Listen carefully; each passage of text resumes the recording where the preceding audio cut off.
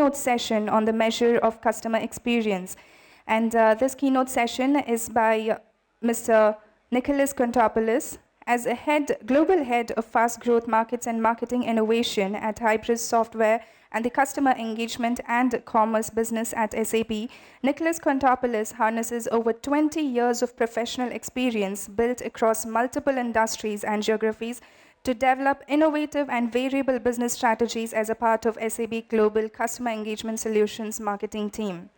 Previous to this, Nicholas was the global head of strategic marketing programs at SAP Hybris, in charge of the development of the go-to-customer strategy for the SAP multi-channel solution portfolio, as well as SAP's Asia Pacific and Japan CRM marketing program.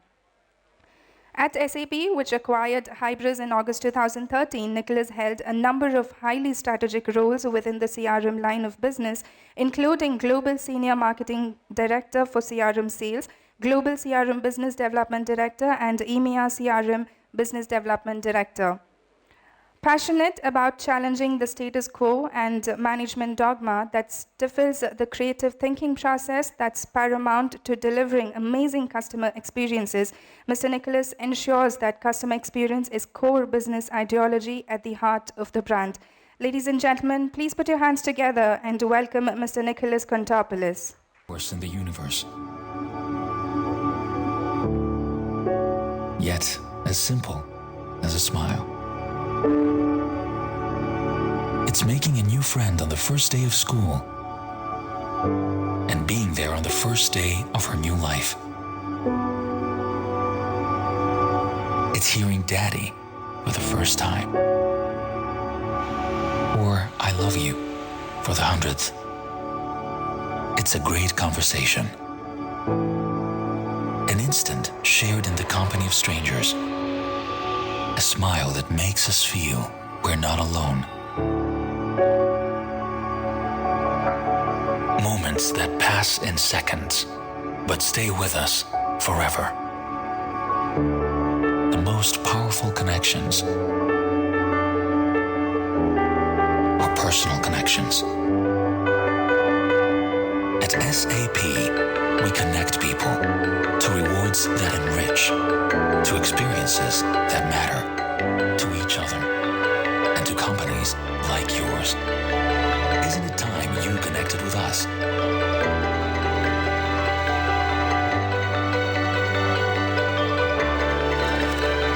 Engage customers like never before.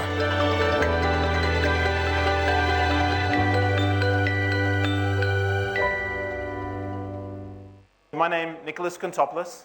I've just realized that bio is quite a long bio, so I might need to condense that down. But as you heard, I'm actually quite passionate about the topic of customer experience, and that's going to be the focus for my presentation today. And I'm going to be asking a question: can we measure customer experience? And I think this is an important question to consider, especially in the world of e-tailing, e-commerce. We're seeing a convergence of physical and digital occurring globally now in terms of how customers expect to engage with a brand. So over the course of my presentation, I'll be sharing some insights I've gathered over the years in terms of my learnings from working with some really great brands. And also, I'd like you to think about what I'm presenting today in the context of you as being also consumers. Think about how you engage with brands, what you expect from brands, but equally also what you expect from the employers, the companies you work for, and how we're now seeing this convergence in terms of expectations, in terms of, as a consumer, as an employee, what we expect from a brand.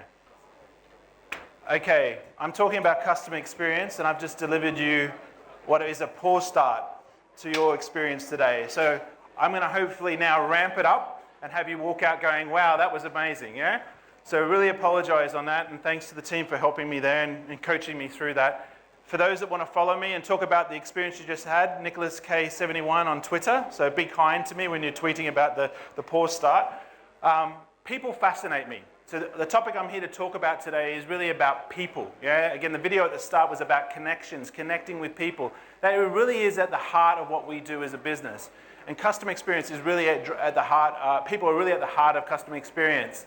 I'm going to be sharing, as I said, experiences I've had over the years through working through multiple geographies, from Australia originally to London to Shanghai and now to Singapore. I've had the real great experiences of working with amazing brands, and I'm really passionate about people, like I said, and about the people behind those brands. But I'm also passionate about my family. This is my family back in Australia. At the end of the day, we go to work for our kids. So I'm very passionate about them. As an Aussie, again, obviously, I'm also passionate about sports. So I like it when we win, but when Australia's losing, I become Greek. So I'm half Greek, so I switch my allegiances depending on how the Aussies are doing in sports. But like I said, another passion for me is customers. I really, at the end of the day, that's why I come to work, to work with great brands like yourselves, to share insights in terms of what we're doing as a brand and what we're seeing work for other customers. So again, I'm going to be looking to share a lot of insights I've learned over the years. And really one big insight, one thing that unites all of us here today is the promises we make. The promises we make to our customers, the promises we make to our employees, to our suppliers. And in the world of e-tailing, that's incredibly important because, again, when I buy something online, you're making a promise that you're going to be able to deliver that product or service to me. So we really need to think about the promises we make and how we build trust each time we deliver on that promise. The reality is most of us understand that customer experience is an important topic. I don't think that is there's a question about that. Certainly in India, I was deeply impressed when I came here 4 or 5 years ago at the level of enthusiasm people had for the topic of customer experience.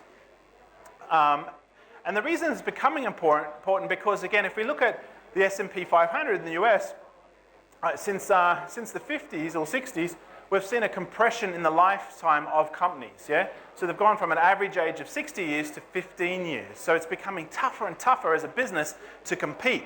And I believe, and will argue today, that customer experience is a critical element of that.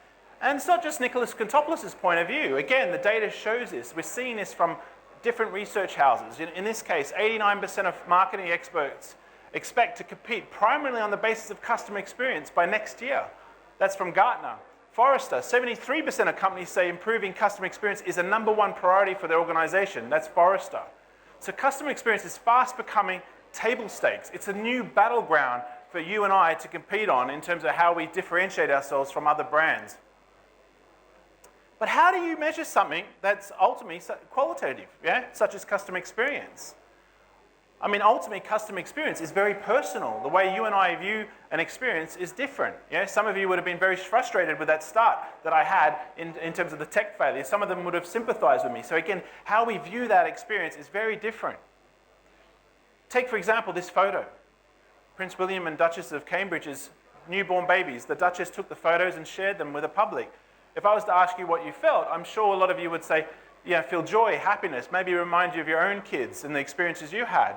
Yet when I went and looked at some of the comments that were being posted against these photos, I was amazed. Jennifer, 38, says, hire a professional next time, Katie. You don't even pay attention to the background composing a picture. Another person said, who cares about the background? And then the other lady down the bottom there says, she doesn't care. Hang on, where is it? Very dotting mum, yeah, right. I bet she can't wait to leave them both and go on the next vacation. So, wow, that's pretty harsh, yeah? So cute babies, and yet there were some people that looked at the same photo you and I just looked at and had a completely different experience. This came home to roost for me recently when I was at the Palladium Hotel in Mumbai with my friend. We traveled together on business. We both entered the hotel at the same time. We exited at the same time. Yet we had 2 different experiences. I was amazed. I was blown away with the experience. I was banging on about how great this hotel is, and Ben, who was with me, he was moaning. Maybe my experience was influenced by the fact that I got upgraded to this beautiful suite. Obviously, that's a positive experience, but it was more than that. I had a wonderful experience from door to door. Yet Ben had a different experience. Again, there was an Indian wedding going on in the hotel, and he had on either side of him rooms with family members that were celebrating the wedding, so clearly sleep was a problem for him. So the point I'm making here is that we can ultimately, measuring customer experience is very difficult in some respects, because ultimately, it's driven by emotions, the emotions we create. If an experience is extremely positive, obviously we're going to walk away feeling positive about the brand that's given it to us. Equally so if it's a negative. Think of it like a banking system, yeah? Every time I get a positive experience, it's a deposit. Every time I have a negative one, it's a withdrawal. The fact is, though, the world has changed. So we think about this big mega trend that's rolling across the whole world in terms of this higher this higher expectation that customers have of brands that are servicing them. You know, whether it's in Mumbai, Bangalore, Shanghai, New York or Sydney, it's a common theme that we see. And the fact is, customer experience has really changed a lot. I mean, it was older to control. It was sort of easier to control in years past. The fact is, customer experiences were shaped through very few channels. Ultimately, they were very personalized. You know, we ultimately, you know, the shop was just down the street that we would walk to and engage with. You know, it was a lot more simpler back then in terms of when we engaged with brands. The promises we make were easier to keep because, again, the distances weren't so far. But what we know today is that customer experience is actually customer service of old. So really, when we talk about customer experience, it's not really a new concept. Customer experience was often talked about as customer service in times past. The difference now is it's no longer, when we think about customer service, it's no longer confined to a department within an enterprise. Customer experience has to be thought about more holistically in terms of the entire enterprise that's servicing and trying to deliver on the brand promises we're making. And ultimately, technology is playing a massive role in accelerating this transformation that we're seeing in our customer base. I mean, just take a look at my desk. When I first started work in 1990, you know, all of these different channels and tools I used to do my job have now been replaced by technology. Actually, technology is compressing the amount of tools I need to use to actually perform my job. Actually, you could argue, as we heard with Ashish at the start, the smartphone now is ultimately the primary device that I actually work with when I travel and do my job. So we're seeing a real change in terms of how technology is being created as service, but also our expectations of what we want from technology. We've gone from big devices to small devices, back up to big screens, now down to small screens. So how we want to engage with technology and what we expect from technology as consumers, as employees, is always changing. So the fact is, going back really isn't an option. We actually have to go back, but what we can do is go back to a more simpler business model. Start looking at how we can simplify our businesses and how we engage with our customers. You know, but how do these changes impact our business? Yeah, how do they impact customer experience? That's a question I often get. Well, this guy is a really great thinker. He's a digital analyst. His name's Brian Solis. And Brian Solis coined a term called digital Darwinism. Yeah? And what he meant by that is that we're living in an age now where technology and society, us, e.g. you and I, are evolving at a faster pace than the actual companies that are trying to serve us or employ us. Yeah? So it's putting a huge amount of pressure on the organizations in how they actually engage their customers. Yeah? And one of the biggest challenges marketers have, but not just marketers, the leaders inside of enterprise, is data. And it's not like the lack of data. We've heard a lot about big data. You know, that's been talked about a lot for the last 5 years. But really, we have the opposite challenge when it comes to not the lack of data. Yeah? What we actually see is only 1% of organizations, and this is again coming from Forrester, that really use data to their advantage in how they engage their customers. Yeah? And again, this is a crying shame when you think about what we can now do with technology and how we can now use that as a way of engaging our customers. Let's just think about the data that's created on a customer journey. When I go and shop for a new mobile phone, what I will do is I will go on a journey across the enterprise. I'll discover a need. I'll research the product. I'll shortlist the products I want to talk about. Maybe I receive an offer from a brand because I've been on their website. You know, I buy the product. I track the record, the order. Maybe I receive the order and there's something missing from the box, so I actually then ring the call center. So as you go across this journey, across the enterprise, there's lots of different touches that are occurring. And the reality is no one part of the enterprise owns that journey. I own the journey. I, as a consumer, choose how I engage with the brand. I choose my own adventure and how I engage with your brand. Yeah? Ultimately, we therefore need to start thinking about how we engage our customers as individuals and about the many journeys they can take through the different channels that they engage with us. Maybe they start on a website and switch to a smartphone. Maybe they go from a smartphone to a call center. Maybe they walk into a store and actually talk to you. So we've got to think about all of these journeys and the infinite possibilities that creates for them and us. As a marketer and someone who used to work in sales, I find this statistic really shocking. Marketers accept a 2% conversion rate. If I had accepted that 2% conversion rate as a salesperson in my earlier roles, I would have been fired. Yeah?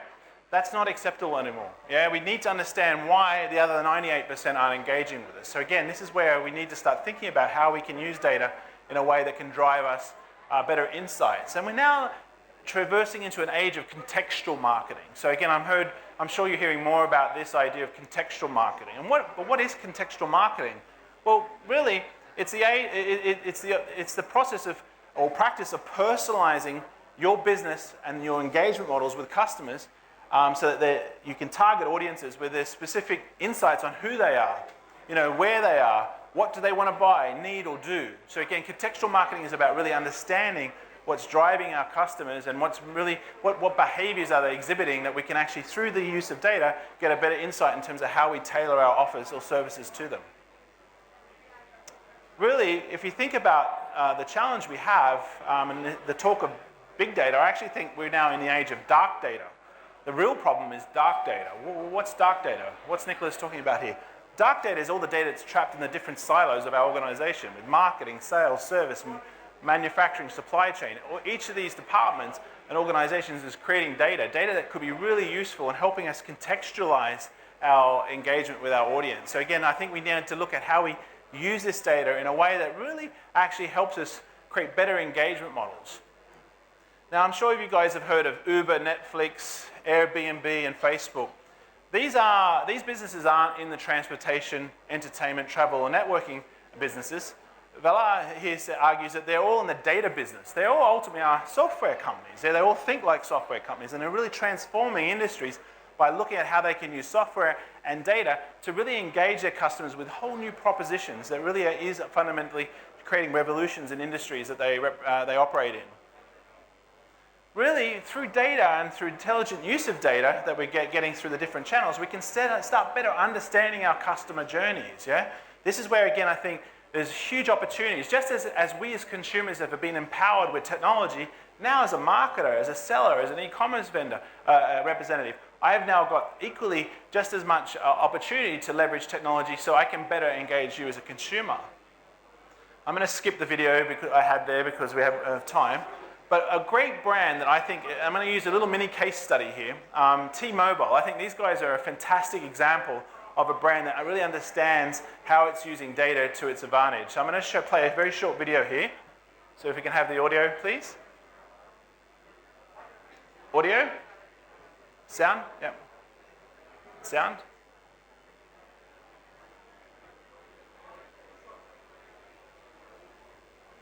Is the sound playing?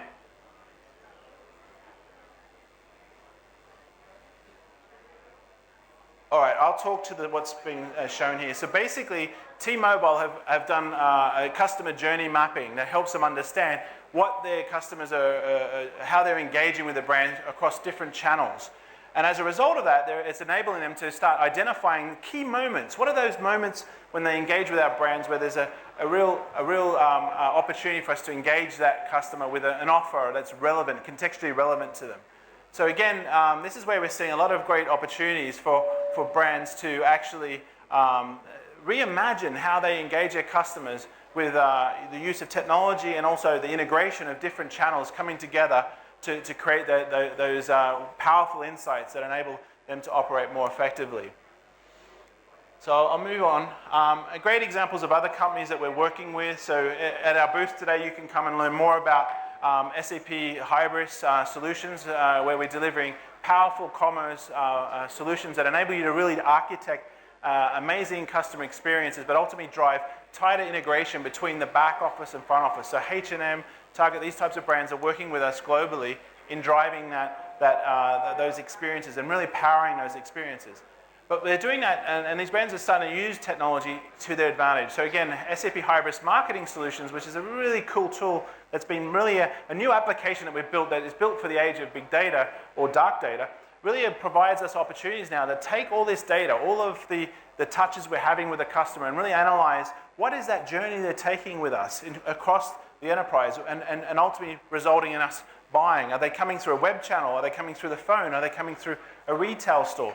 So we can now harvest that data and contextualize that data and start getting deeper and richer insights in terms of what that means for us as a business. What is the journey each of these customers are taking? Who are those individuals? We can get a richer insight and reach down and actually take a look at individuals and see what is driving them. What was it that was great about our experience that they delivered that they maybe shared on social channels?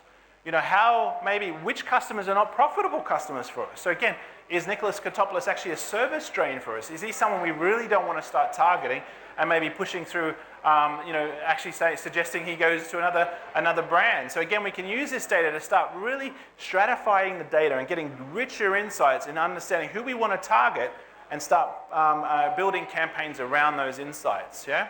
So again, the high volume segmentation, again, in a country like India, you guys have large customer bases, obviously, yeah? So be able to take 20, 40, 50 million records and be able to cut through that and really develop powerful insights in terms of how you're going to engage that customer is absolutely crucial. And then how you load that into your systems and then execute marketing and campaigns is absolutely critical. So again, this is where I'm really excited to say we're delivering some really cool technology. If I look at another brand that I think's really revolutionizing how it brings digital and physical together, it's Burberry Worldwide.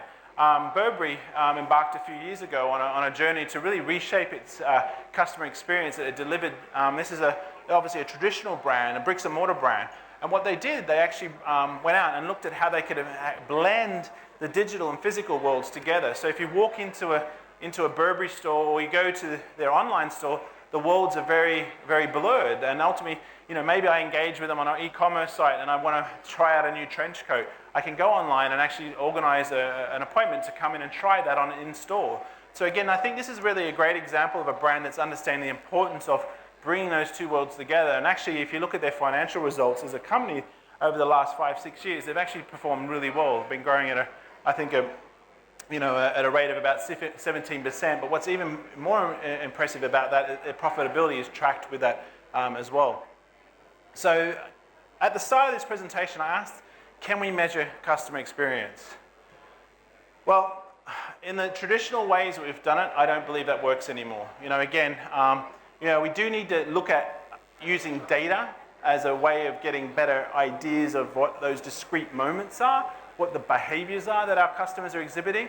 I believe we can measure through the data and harnessing data, and it will give us a better insight in terms of how we organize our go-to-market strategies around that data. So I think measuring individual customer experience is tough, like I said at the start of the presentation, but I think the data trail I leave across your organization will still provide you the ability to start harnessing that data and giving you better insights in terms of how I as a consumer want to engage with you. Now, I'd love to say that this is one piece of software that solves all of this, one piece of technology. No, in actual fact, technology alone won't solve this. Yeah, I'm very passionate about the need to bring people, process, and technology together. Actually, I'll give you a free piece of consulting. There's a formula, if you've seen me speak before, I use all the time. OP plus NT equals EOP. OP plus NT equals EOP. Old process plus new technology equals expensive old process. Yeah? So really need to think about how you bring technology, people, and processes together, and ultimately realize that this is going to be a journey. It's not a destination when you look at customer experience. Again, I'm going to go to someone who I'm sure you guys are all familiar with. Ups and downs are very important to keep us going, because a straight line, even on an ECG, means we're not alive. Yeah. So I think it's a great quote in terms of the journey that we have to embark on when we look at customer experience and look at how the digital experience we're building. It's not going to be a straight line. Yeah. Ultimately, we need to look at how we can simplify our business through technology, using technology to drive better customer engagements. And ultimately, by doing this, I'm seeing this with our customer base, brands like Asian Paints, who are doing phenomenal things in reimagining how they can engage their customer, but also doing that by simplifying the way they operate themselves. But simple, I'd love to say, is easy, but it's not. Again, another great quote from another great thinker and someone who's obviously transformed a lot of industries. Simple can be harder than complex. You have to work hard to get your thinking clean to make it simple, but it's worth it in the end, because once you get there, you can move mountains. And in his case, he moved industries, yeah? So again, simple is not necessarily an easy thing, but if you do it right and you get there and you crack it, it actually can drive real transformational change. Peter Drucker, another great thinker that I look to here, also talked about the focus of our business being on marketing and innovation. He argued this back in the 50s. I actually would change marketing out and swap it into customer experience. I would say customer experience and innovation are the two key bedrocks of our organizations going forward. The fact is, there's no such thing as a new idea. Yeah, Mark Twain coined this term. Yeah, a lot of the ideas we see out there are actually old ideas. But through innovation, we can look at some of these old ideas and look at how we can improve it. And again, I think Apple is a great brand, a testament to that in terms of how they've transformed old ideas and old technologies into new powerful ones. And what's really at the heart of these great brands, if you think of Lego, Harley-Davidson, Apple, all of these fantastic brands, Asian Paints, they really have at the heart of their business the customer. They're really looking at delighting their customer. Yeah, they see their customers as people, and the employees that are servicing those people as people. And they look at creating brand advocates as a result. By creating these amazing experiences that are really personalized and enriching those individuals' lives, they're actually creating brand advocates. Simple is ultimately contextual. It's looking at creating an omni-channel strategy. It's integrating your customer into your enterprise. It's creating an agile environment for your employees to serve those customers. It's about operating in real time. So again, harnessing that data to ultimately create engaging customer experiences that ultimately help you deliver a wow factor to your customers. To wrap up, and I'm in the closing section here, SAP, and one of the reasons I came to SAP is it's one of only 2 companies in the world that can ultimately deliver the core technologies, both in terms of the front and back office, that enable you to deliver on these ideas. I feel we're the better of those 2 companies. I won't name the other one, because at the end of the day, we understand industries. We understand how business process and how to integrate that customer experience across the different technology stacks. I'm going to finish with a very short video. Have we got the audio working, or is it sound? Emma. Emma.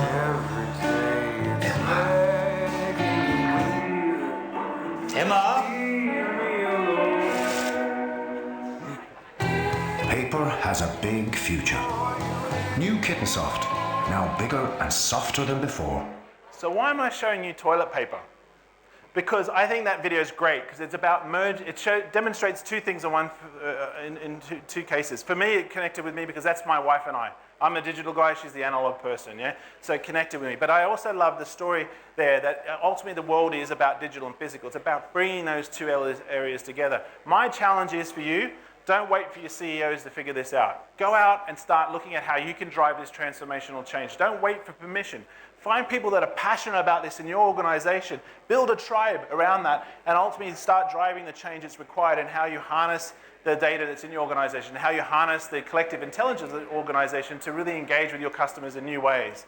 Ultimately, if you do this, I believe the proof's in the pudding in terms of the brands I've referenced, that they're ultimately creating happy customers, customers that are profitable for your organization. For those that you want to learn more about this topic and want to go to a resource that we have, we sponsor a site called The Future of Commerce. Highly recommend you go there. Some really great insights on this topic. And I'd also encourage you to connect with me. I thank you very much.